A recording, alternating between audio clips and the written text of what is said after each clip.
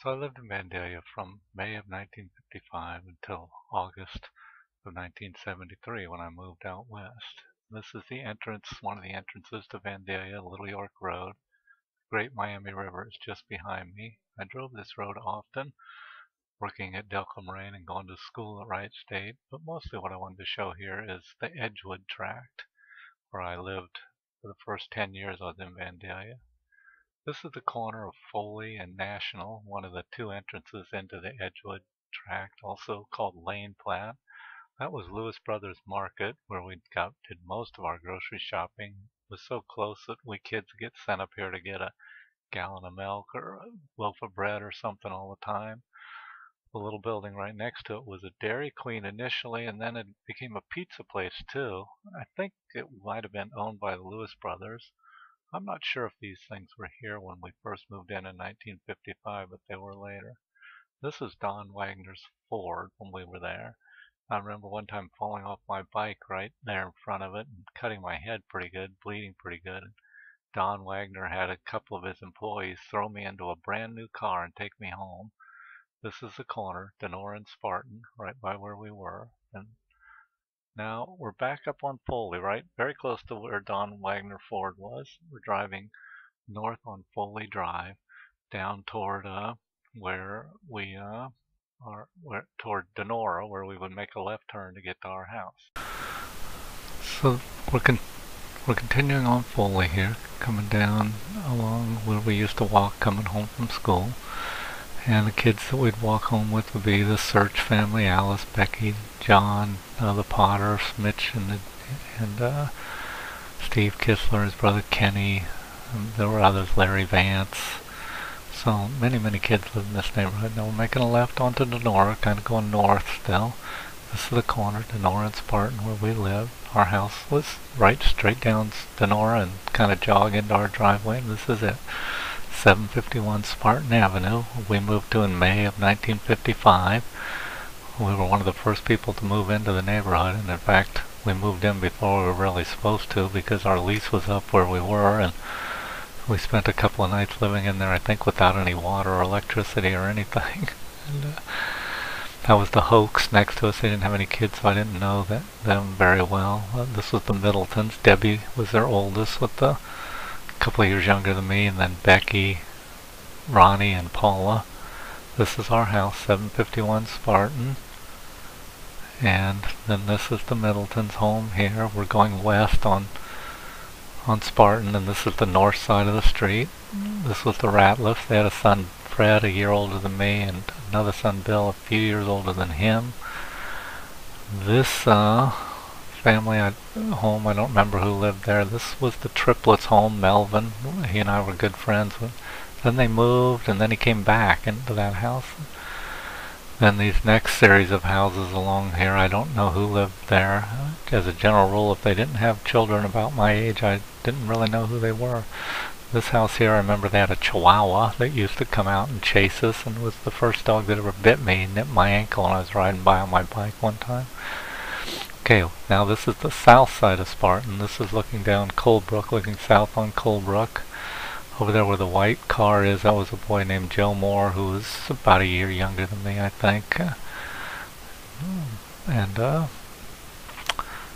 we used to ride our bikes around this block, the Spartan, Denora, Foley, West Hafer, Colebrook block, see how fast we could get around it.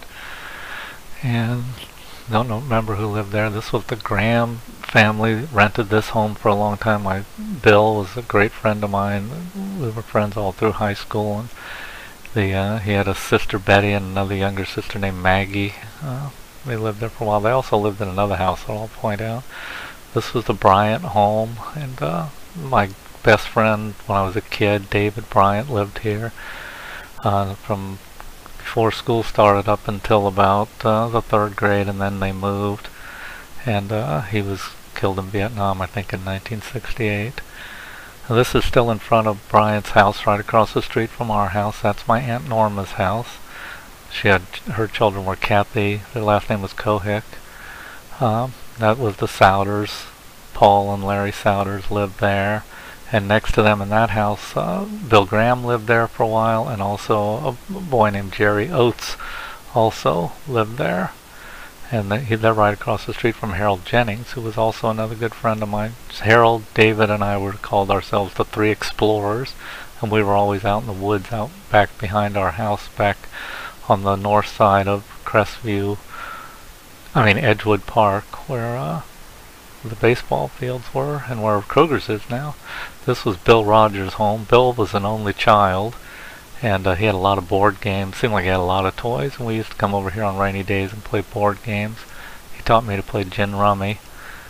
He was a fun boy. Kathy, my cousin Kathy, said she thinks he was her first boyfriend. Don't remember who lived here on the corner of Foley and Spartan. Again, if they didn't have kids. Next to them was some people named Burton, Roxanne, and Penny Burton.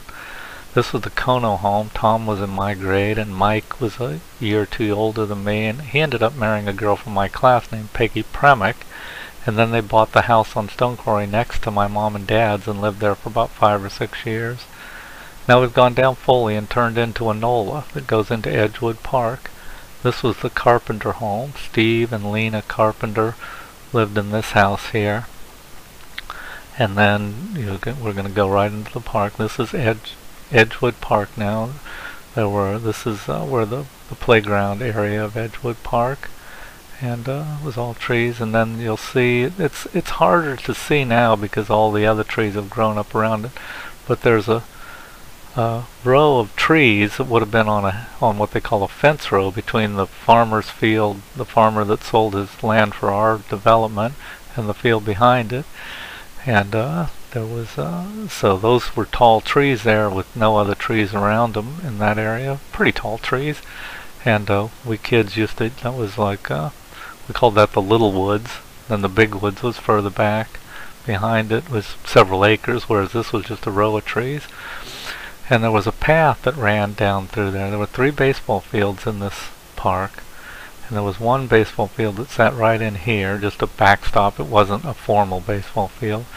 And right behind that backstop, a trail started and went down. You can see that forked tree right there. Went into the woods right there and just kind of weaved through the trees, down through a creek bed that was there, and all the way down to the far end where there was a mulberry tree. And now, even all these years later, it's been nearly 50 years, and I can still remember every twist and turn in that little path that went, I don't know what it went, maybe 200 yards total.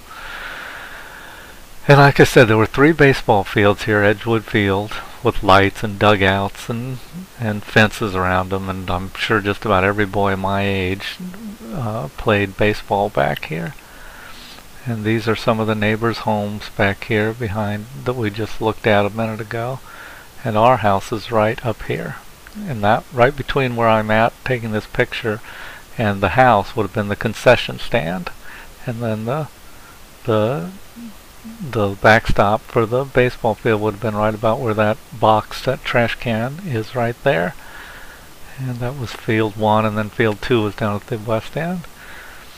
So this is the park area here where there was a swing sets and monkey bars and big trees, that really good sized trees in there that we would climb, and swing set slide. One thing I remember, they had a merry-go-round there that had like a structure built over the top of the merry-go-round with boards on it, and the bigger kids would tear those boards off, and then we could all climb down inside of that merry-go-round and hang on the bars down and below, just a few inches above the dirt, spinning fast behind us.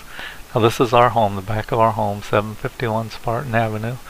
That room, the window right there in the center, was my bedroom. My mom tells me that now they've converted that bedroom and it's now part of the kitchen. It's not a bedroom anymore. Then we built this garage on here, and I used to spend hours and hours and hours back here, my baseball glove and a tennis ball, throwing the ball against that back of that and then catching it. I think with all that practice I'd have been able to catch better than I did, but I guess wasn't enough. So now this is still our backyard, and that's looking toward the neighbor's yard, Middleton's home. And we had a swing set sat right about there, and we used to come and put our lawn chairs out here and watch the baseball games out in the park. In particular, my mom's father, Daddy Kahn from Boston, would come down, and he really loved baseball. He was an immigrant from Ireland, and but he loved the Red Sox, and he'd listen to every one of their games on the radio. I can still see him sitting in his chair in Chelsea watching it, or listening to the games, and then he'd come here and he'd watch the baseball games back there. He loved baseball and listened to the Reds on the radio. Okay, now we're back out on Enola, coming out of Enola, and this is the Moore's home. And Mike and Mark were the two boys about my age, but they had others, Larry, Charlie, Sharon, a couple of other younger children too.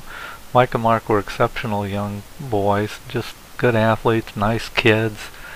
They ended up working at that pizza place up at the end, and I was co-workers at Delcom Rain with the guy that owned it and had hired them. And he had nothing but praise for Mike and Mark, just how honest they were, how trustworthy, hard-working. And that was my impression of them too over the years that I knew them, was that they were just nice kids. Okay, now we're turning the corner, coming out of Enola, and we're turning onto Foley, southbound on Foley. And the next house that we will come up to was a family that lived there. Their name was Bates. And the children that they had were Bill, Beth, and Buttons. Buttons' name was Brenda.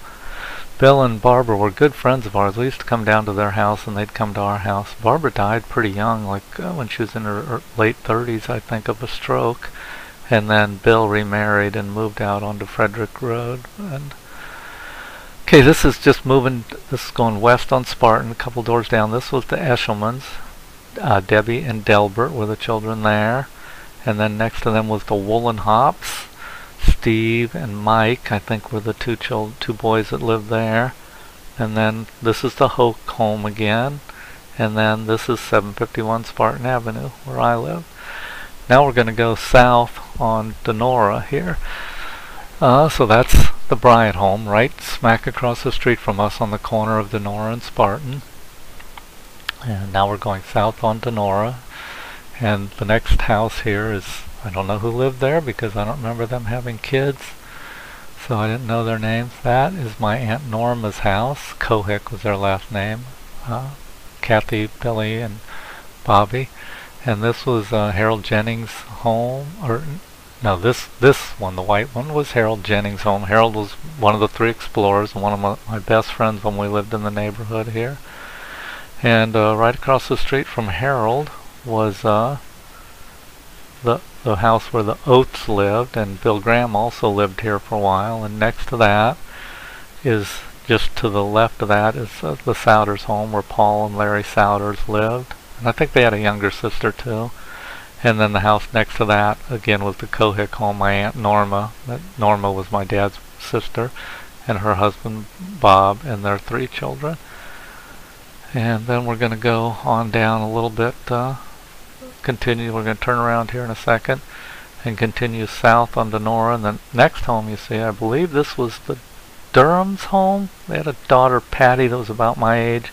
And I think she had younger twin brothers. I don't remember them real well, and I can't think of their names. I think I mostly remember them because they were twins. Okay, still continuing south on Denora. And again, a lot of these homes I can no longer remember who lived there. This was the Groves. They were friends of ours. My mom and dad were friends with them. They had a daughter named Letta that was about my sister Helen's age. And okay, now we're over on West Taper. This is the south side of West Taper, and this is where my friend Terry Cadill lived. And this is, like I said, this is on West Taper, kind of up near where Colebrook hits it. And this house here was just kind of always funny because it had such a huge front yard. I wish I'd have kept the camera on a little longer so you could have seen it a little bit longer. But there were a lot of kids that lived over here on West Taper too. Terry was good friends with them. Kahlers, Cates, George Youngerman, Ron Till. There were so many kids that lived in this neighborhood that it's just, when I come over here with my boys, they're always just amazed when I say who lived here and who lived there. They're not used to living in neighborhoods with so many children. And I'll try to remember the names of some of the kids that lived in here. You know, there was Steve Fraley and Gail Prince, Butch Stringer, Harold Bradley, Larry Vance, I think I mentioned him already, Mike Lawson, a lot of kids that I played sports with, and we were all pretty good friends. I mean, you know, we had our favorites and our enemies and stuff, but we all played different sports together and had a good time, and this was really a great place to grow up, and I miss those days.